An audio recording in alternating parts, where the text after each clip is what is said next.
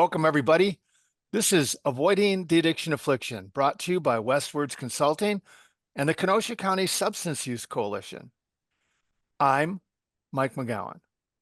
Alcohol is everywhere, on every television show, every movie, and in every personal social event that I've attended in the last, I don't know, lifetime. We've discussed here several times about the difficulties recovering folks and non-drinkers have finding accepting social atmospheres that doesn't include alcohol. Well, our guest today decided to do something about that. Kristi Tanner is a recovering single mother of four, a certified recovery coach, and the founder and driving force behind Sober Social, a non-alcoholic bottle shop in Middleton, Wisconsin. Throughout her recovery, Kristi recognized the need for inclusive spaces where individuals could feel empowered to choose sobriety without feeling excluded from social activities. Welcome, Kristi. Thank you so much for having me. I'm really honored to be here. Well, it's fun. We were talking before we started. First of all, let me ask you, when I say bottle shop, hmm so layman's terms, a non-liquor liquor store? Correct. Okay, all right. Absolutely.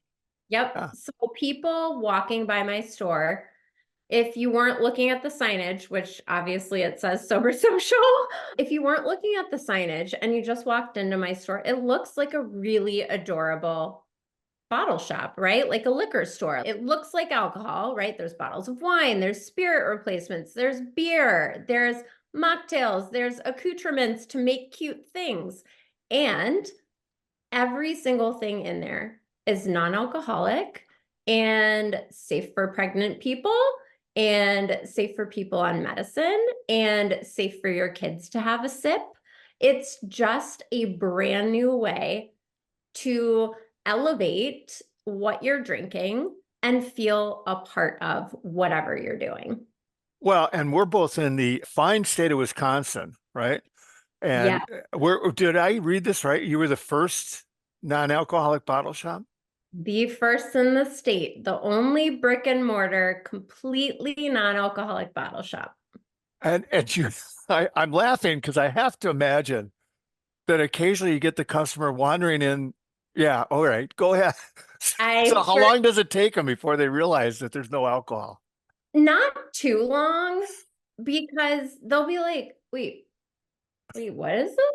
Wait, non-alcoholic tequila?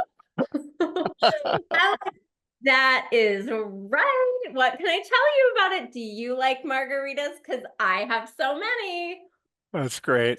Well, it always helps to hear your story because you didn't start this out of the blue, right?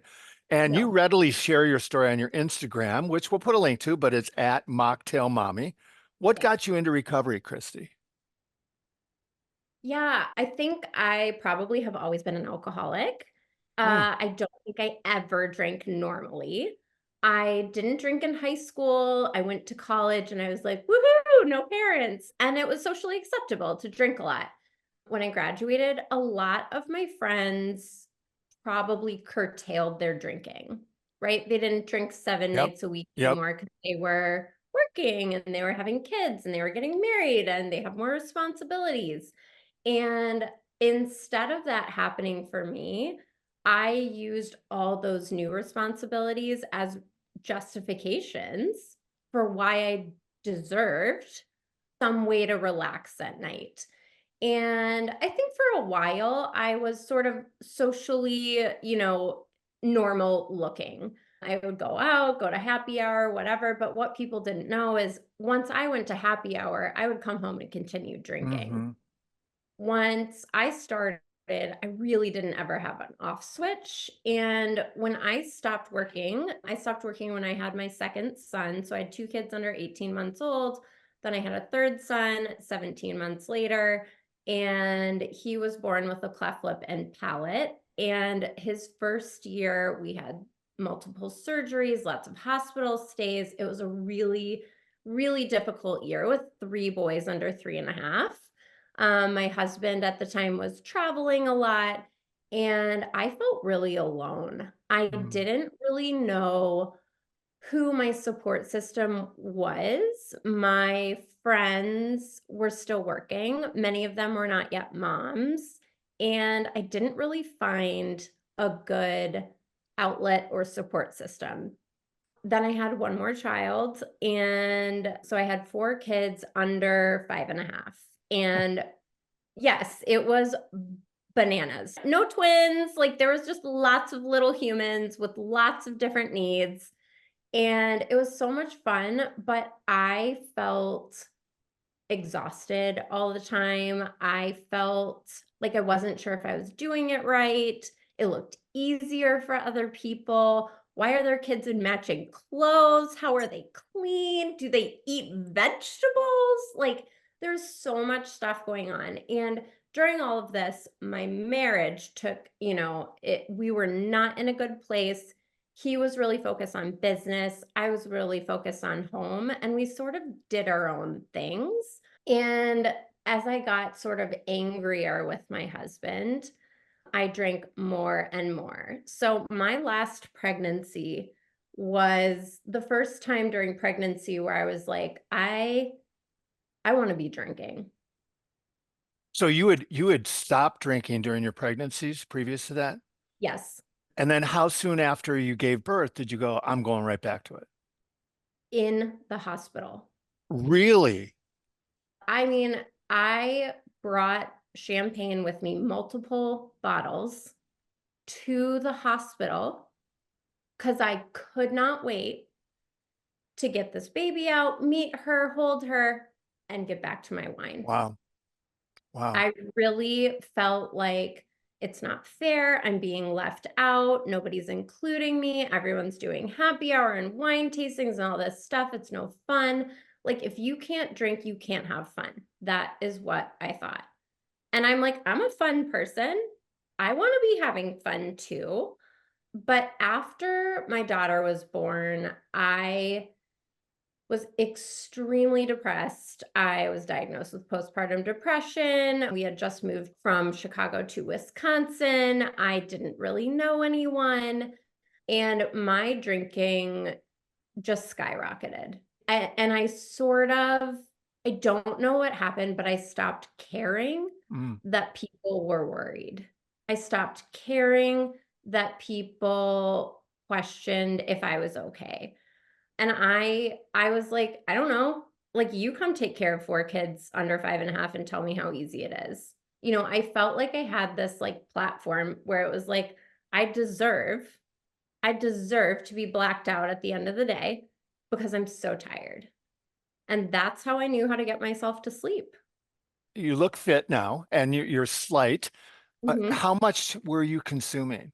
Oh my gosh. It's hard to say. I wasn't always like a daily drinker. I mean, most nights I was having wine, but at the end, the time I would allow myself to start drinking was earlier and earlier. And at the end, it was like, well, if I'm having a bad morning, a mimosa might help. Mm.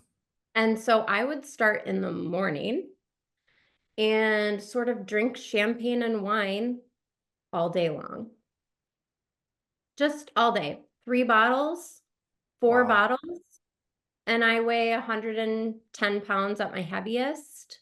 Like, the amount of alcohol that I was drinking, I mean, I wasn't even aware of it, right? It was like I had these at that point when at the end of my addiction, I had bottles hidden, right? I had bottles Sure. hidden in my daughter's nursery so that when I was rocking her to bed, I had something to do. That I had bottles in the laundry room so that when I had bottles hidden behind the TV. I had them in the basement. Like, it was just it was crazy, and I thought about it all day long, and I just kept thinking, "When is the alcohol gonna take effect so that I don't feel this way?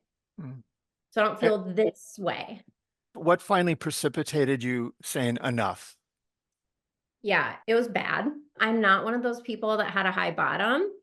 I I got my first DUI on July 2nd, and I don't really remember getting it. I was blacked out. I had a really tough conversation with my husband, and we agreed we were going to be separating. I mean, he had already served me papers, but that conversation was like, this is Mhm. it. And that's really not what I wanted because I was terrified. I couldn't raise these kids by myself as an addict, and I knew that. And so I got this first DUI and I came home and I was like, I'm never drinking again. It's so embarrassing. The whole neighborhood knows this is so awful. And 2 days later, I got my second DUI Wow. and I blew a .24 Oh my. outside of Gary, Indiana. I decided I was just gonna run away. It was just, my husband was mad at me because I was an alcoholic. And he was like, I don't think we can leave the kids with you right now. And we're gonna go to the lake for the 4th of July. And I was like, fine, I'll go find something to do too. And I was listening to the Bubble Hour podcast, which was by Jean McFadden. And it was one of the ones that I listened to, these stories of addiction and recovery. And I had a bottle of wine in the back of my car. I told myself I was just bringing it for my friend that I was staying with. This is for her. I don't know what happened. I don't remember reaching back and grabbing it, but at some point during driving, running away from my life, where I've now gotten a DUI and my kids are taken away from me from my husband, I decided drinking on the highway was probably the thing to do. Well, And listen to a podcast about recovery. yes, yes, yes. I mean, Mike, that is the craziest thing because, like, I wanted so badly not to be this person. Yeah, sure. I Right. did not want to be making these choices. I hated that I thought about alcohol all day long, but I didn't know what to do about it. So I got this second DUI outside of Gary, Indiana, and I got put in jail in a high security prison on the 5th floor. And I was there for, I don't know, 28 hours. And that changed me. Mhm. I saw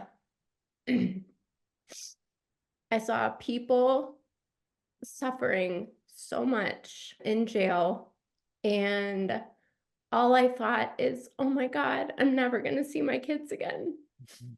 ever." And that's not what I want. I love them so much. All I wanna do is be able to be a good mom. And I didn't know how to stop drinking. I had tried an IOP program, right? Like you go at night 3 days a week or 4 days a week for 3 hours. I had tried therapy. I had tried AA. I had tried everything. And when I got out of jail, my parents picked me up, which was when I was 34. And my parents are picking me up from jail in Gary, Indiana, and they had to drive 6 hours to come get me. It was the most mortifying experience of my whole life. I've never seen this look in my parents' eyes like, oh no, like what have you done? And so I, on that drive home, called rehab and multiple rehabs. And I had gone to a rehab for 30 days 2 years prior because my husband thought I had a drinking problem. And when I went, I was like, that's so cute. That's so cute that you think I have a drinking problem. That's fine. I would love to go to California. I'll get a tan, like take some classes, go horseback riding. Like I did not take this seriously at all the first time I went because I hadn't had the consequences that I personally needed to stop. They Mm. weren't big enough for me. This scared the shit out of me. I was terrified after this experience, what I had done, how I ended up there. How did I end up in jail? Like, how did that happen? Like, what? So I went to rehab. I found a rehab that could take me 9 days later. And one of the problems that a lot of people have is rehabs, you can't get in right away Right. all the time. Right. There are wait lists for months. And I didn't have months. I did not have months. I was hanging on by a thread. I was suicidal. I was depressed. I was not safe and I couldn't eat, I couldn't sleep. I had night sweats. I was having post-acute withdrawal symptoms. It was really awful. And so I go to this rehab. We hired a full-time nanny for my 4 kids, and I went to rehab for 2 months. Wow. My kids were 6, 4, 2, and 7 months old, and I left them for 2 months. And one of the things that I think holds a lot of people back is saying like, "Oh my God, I'm never gonna get that time back." And you won't. You won't get that time back. But it has given me a future. Yep. Yep. I have a a beautiful life with them now, and I had to do the work. So I go to rehab. The first month in rehab, I sort of was unwilling to look at changing my whole life. I thought perhaps if I fix my marriage, that would fix my alcohol problem. And so my first month of rehab, I think that was my focus. And one of my therapists had me do this exercise, and he said, "I want you to write a letter to your daughter who's 7 months old, and I want you to write a letter and say, 'Dear Sloan, this is the future partner I dream for you. This is how they treat you. This is the kind of support they give you. This is the things you do together. This is how they make you feel.'" And I was like, "Oh my gosh, okay, love it." I wrote this beautiful letter. I read it to him and he's like, "Kristi, that is so beautiful." I'm like, "I know." He's like, "Perfect. Now I need you to change the name." And it doesn't say dear Sloan. It says dear Kristi. Right. And I need you to read that letter to me and tell me what things that you dream of for your daughter that you personally have in your relationship. And I didn't have any of them. Mm-hmm. And that was a huge, very uncomfortable. I knew it deep down for probably 2 years that things were not good between my husband and I, but I didn't want to accept it. We had 4 kids, we had this big, beautiful home, like, it looks so good on the Christmas cards, you know? But he had me do this assignment, and after that assignment, I I just everything changed. I got so honest about how I felt in my home, how it felt being a married mom, but feeling single. And I realized that I would not be able to go back to the life that I had and have it again. I wouldn't be able to be recovered in the place I had gotten so incredibly sick. And when I got out of rehab, 2 months later, I moved home and I was there for 1 week and I moved out into an Mm. apartment. And I said, "I can't be here." How long have you been recovering now? Just over 5 years. Congratulations. Thank you. You know, there was a time where my mom was recovering and she would apologize. And I'm sure you have thought about that with your kids. Oh, yeah. And finally I had to tell her, "Mom, stop it. I've now known you longer sober than I ever did while drinking." And she just looked at me and she went, "I didn't even think about that." You know, we carry that for a while, don't we? Absolutely. My oldest was like 6, little over 6, and I was at this private rehab, and it looks like a mansion, and it's this big house. And so when people would ask my kids, "Where's your mom?" They'd be like, "Oh, she's living at the White House." People were super confused Uh, about what hey, was going on. hey, So whatever works, right? and what I told my kids is I didn't say I'm going to rehab because I'm a bad person or I'm an alcoholic or anything. I said, "I'm going to go and I'm going to learn how to be a healthy mom because Uh, that's what you deserve."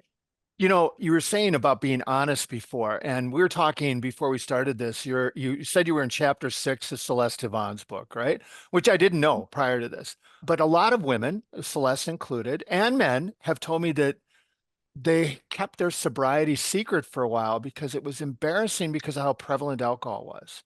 Uh, Mhm. was that, did you come out and say nope or what? I didn't, I mean, I blew my whole life up. I live in this fancy neighborhood where the cops don't come here, people don't go to jail, and this is not a normal occurrence. I blew my life up in a really big public way and then disappeared, right? So it wasn't like I had the option to be like, oh, I don't know, I'm just like making some changes. That wasn't an option for me. And the truth about me is I have to be honest all the time. I don't know how to tell sort of the truth.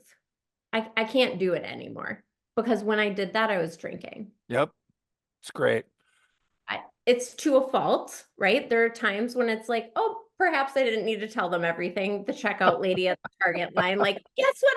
I'm not buying 12 bottles of wine. Isn't that great? She's like, what?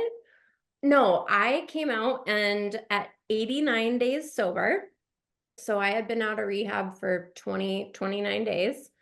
My best friend in Chicago was getting married and I was in her wedding. Mm, And I went down the night before my husband, who we were very estranged, but he came to this wedding with me, but he couldn't come until the next day. And I was really nervous about being at a hotel. When I walk into the hotel, they give you 2 drink tickets because you're part of the wedding party. And I was really nervous about how I was going to stay sober since there were no walls protecting me. I had my ID on me, and who would know? And so I started an Instagram account called Mocktail Mommy. And I said, hello, world. My name is Kristi, and I am an alcoholic. And if you see me drinking, you need to call 911. It's not okay. Like, I can't drink alcohol ever again. And people are like, huh? That's not cute. That's not a highlight reel on Instagram. There's nothing like cute about that. No, it wasn't cute. It was honest. It was the truth. But what the truth did is touch a lot of people because a lot of people can't or won't or don't want to talk about being sober. They don't want to talk about the hardest parts of their lives. They don't want to share the most shameful parts of themselves. They feel defined by these things that they've chosen to do or ended up doing, the situations they were in. The only way that I personally know how to release that shame is to share my story. And what I found is that I am not alone. no, I am not the only young mom who felt like alcohol was going to be my solution. In fact, there were hundreds and thousands of women in my exact same situation, perhaps even in my neighborhood, going through the same thing behind closed doors. And so my Instagram account sort of started growing and I used, we had a terrible messy divorce. It was awful. It's still awful. We don't co-parent well, some people don't. And we have a really difficult relationship and it was messy. I didn't get a good divorce settlement. I didn't win any of my court cases, but I told everyone what was going on. And when I lost, I'm like, and then I lost. And then I didn't get this, and I didn't get that thing. But you know what? I stayed sober. I stayed sober. And so I started this Instagram account. I was going to AA meetings maybe twice a day, maybe 3 times a day. We still had a full-time nanny watching my kids, and it was sort of like, where's my role in the family? Right? So like you have dad who's like working all the time. You had mom who then disappeared for a little bit to get better. And then you have a full-time nanny who's actually in charge of the kids. No one trusted me to be alone with my children, and I didn't blame them. I didn't trust myself to be alone with my children at the beginning. I was scared. What if something happens and it makes me feel like the only way to get out is to go have a drink? I was scared, but I surrounded myself with people in recovery, and anytime I didn't know what to do with my hands, my feet, or my head, I found a meeting. Share or don't share, listen, take a nap. I don't care what you do in the meeting, but you won't be drinking. And it's going to give you an hour. It'll give you 1 hour to recalibrate your brain and remember why you're sober and why it's important. I didn't want to be sober. Mike, I thought sobriety was going to suck. I thought it would be stupid. I thought I was going to have no friends. I thought no one would ever talk to me. I mean, I was like, I don't have sober friends, you know? I don't even know sober people. Do people not drink? Is this a thing? And what happened was I lost a lot of friends from my old life. Everything changed. And I didn't like it, but it needed to happen. I didn't need to be at bars and happy hours. I could not be there at 3 months sober. That was not a place for me to go. I drove a different way home. I left my ID in my car when I would go shopping for groceries for 9 months because I didn't want to accidentally buy wine. It was so automatic in my brain of just like what I get at the store that one time I came up to the checkout line with a bottle of champagne. And I just like didn't even, I was 6 months sober, and I'm like putting all my stuff up, and I'm like, oh my God. Oh my God. Oh my God. I don't even know how that got in my cart. I don't have my ID. Can't buy it. I had so many safeguards for myself because I had to learn to trust my sober self, which I hadn't been sober in such a long time. And it was really difficult. So I got this apartment. My kids did something called nesting. So they stayed in the home. I would come back for my 2 days with them. My husband would be somewhere else. Then when he had his time with the kids in the home, I would be at my apartment. So we decided to separate. And so I said, I'll get a different house. And I closed on my home that I currently live in now on March 16th of 2020, the day before the pandemic shut the world down. And now you're inside. And now I'm inside.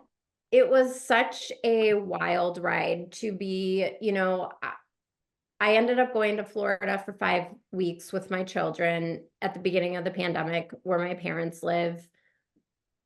My kids could like be outside, and I had a little bit of support. I could go to meetings. They still had meetings down there because they were outside. The rest of AA meetings shut down. Mm-hmm. And this had been how I was staying sober. What was I going to do? I was really worried. So I come back, I move into this house with 4 kids under 7 by myself, and the delivery people can't bring my couch inside, and none of my friends can come over because there's a pandemic. I had this vision of like, if I get divorced, I thought I'll either get sober and stay married or get divorced and drink how I really want.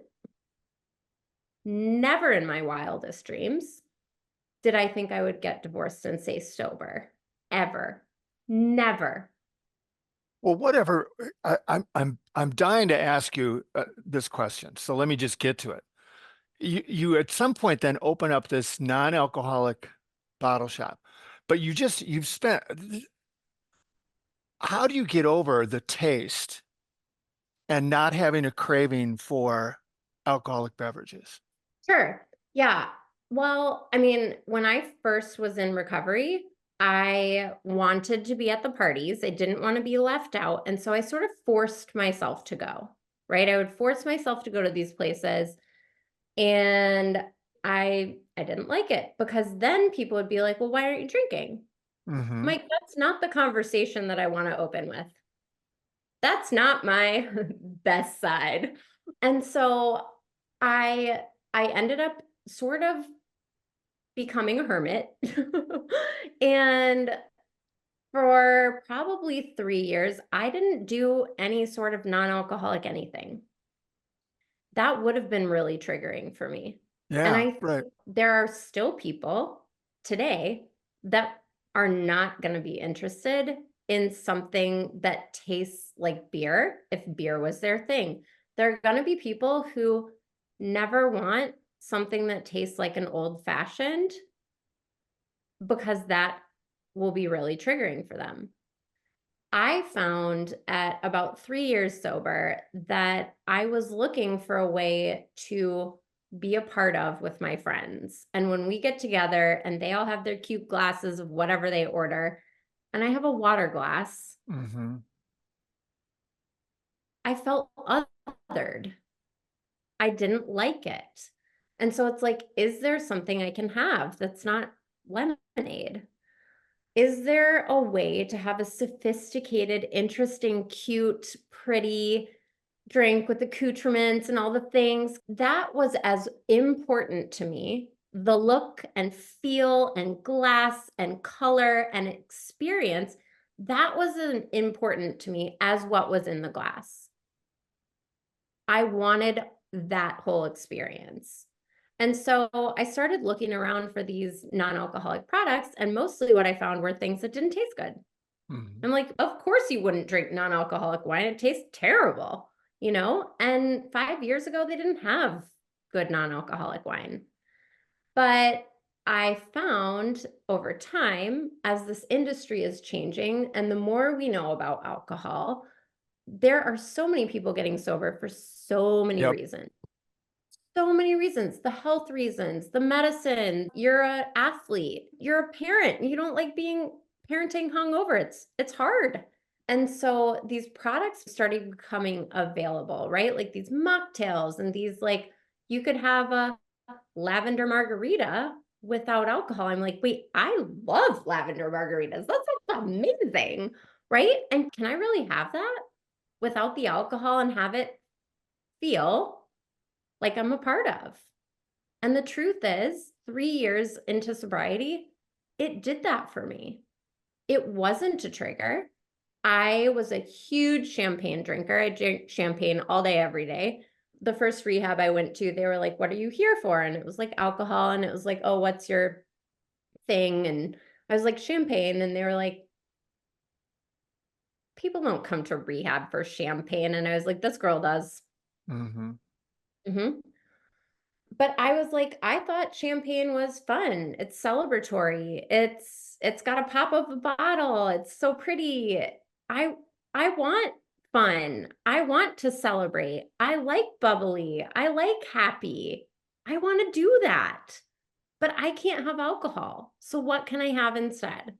And these products started becoming available, but the only place that you could find them was in a gigantic liquor store. Yeah, that's true, isn't it? All the non-alcoholic beverages were first available and only available at places like Total Wine, a 5,000 square foot liquor store with free samples of whiskey and wine. They have a bar in the back and blah, blah, blah. And I'd be like, hi, do you have any non-alcoholic? And they're like, oh, I don't know. Let me check the back, right? And it'd be like 4 bottles of, terrible wine that's clearly been there for like 20 years. And, I'm like, gosh, this is not the experience that I want. I don't like being in this parking lot because I used to live here. I don't want people to look at me and wondering if I'm drinking because I'm here. I I don't want to have to think about saying no to 99% of the store to find the one thing that I can have. There has to be a better solution. And so you could find kind of options online, but then that was like, okay, great. You can order a case and hope that you like it for $300, but you couldn't order a bottle and you didn't have anyone helping you and nobody could tell you what it tasted like. And I was like, this has gotta be, there's gotta be something more. I knew I wanted to do work in the recovery space. And so I became a certified recovery coach. And so much of that was just intuitive because of how long and hard and how many programs I tried while getting sober, right? Like I hit every rung on the way down. I've tried every single kind of program that is out there. The online programs, the in-person programs, the inpatient, the outpatient, the detoxes, I've done them all. I've been in the places. I've been to jails and institutions, and the only other place was death, right? And I knew that there had to be a way for sober people to feel good about their sobriety because I did start feeling good. I started feeling healthy. I started eating right, drinking water. I didn't drink water when I was an addict. I drank champagne. I drank champagne and coffee. That was it. No water. And I ended up taking a class at the beginning of this year called Sands Bar Academy. Chris Marshall was the first guy in all of the United States to open an all sober bar in 2017 in Austin, Texas. This is like before sobriety was even a thing people talked about. And he has this non-alcoholic bar. And so he offered this class. I saw it on New Year's Eve and I was like, cool. Like, I want to know more about this because, like, these are the drinks that I've been looking for because I still want to socialize. I still want to have parties. I still want to have girls' nights. I still want to do social events that are fun and cute and all the things because that's who I am. And I wanted a way to do that. So I'm like, I'll just get to know a little bit about these brands and these beverages and just learn a little bit. 3 weeks into the class, I was like, actually, what I'm going to do is I'm going to open a bottle shop. This is a great idea. There's not one in Wisconsin. Why? I'm not the only sober person. Wisconsin is the #1 drinking state per capita Right. in the United States. And anywhere where there is a huge drinking culture, there's also a huge recovery population. Always. That is always true. But the problem is there are so many programs where you go anonymously. How do we connect with people in recovery if we're not supposed to talk about where we see them and who they are? I'm the most non-anonymous person in the world. There's nothing anonymous about me. My license plate says Mocktail Mommy. If you want to know where I am, you can watch my car. I don't keep secrets. I developed this motto probably like a year into sobriety, and it is keep no secrets, carry no shame. And it's kept me sober. I have it up in a neon sign in my store. I have it tattooed on my rib cage. I have it on the front of journals. It's my reminder to myself that when we don't keep secrets, we don't have to carry the shame of our past. When we share our story, that stigma of like who you are and what you did is alleviated a little bit every time you talk about it. I could not talk about my DUIs at 3 months sober. I was a mess. I couldn't be as open as I am now. But now I've told my story so many times and I'm never met with, oh my God, you're such a terrible person. That's not what I'm met with. And that's what I thought I would be met with. I thought I would be met with judgment. I thought I would be met with fear. I was met with acceptance, understanding, congratulations. You're working so hard. Keep going.